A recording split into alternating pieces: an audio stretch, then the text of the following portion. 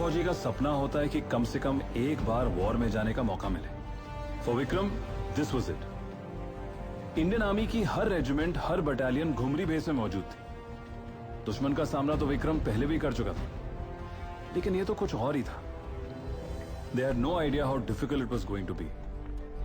13 JAK RIF सिर्फ reserve force थी। उनका काम था अक्लाइमेटाइज होना और ऑर्डर्स का इंतजार करना।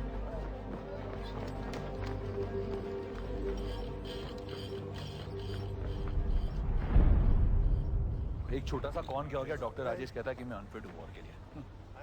अरे जस्सी सर, आप वॉर प्लीज जाओगे तो हमारा क्या होगा? हाँ, अरे हमने सोचा हम आपके पीछे ढाल बनाकर छुपे रहेंगे। मैं तो एक टांग के पीछे आ जाऊंगा। कोई फिक्र ना कर, मैं तैयार हूँ आने दे सालों को। एक एक को चुन चुन के मारूंगा। ये हुई ना बात जस्सी, पता है हमको। तो अकेला ही काफी है उनकी पूरी बटालियन के लिए।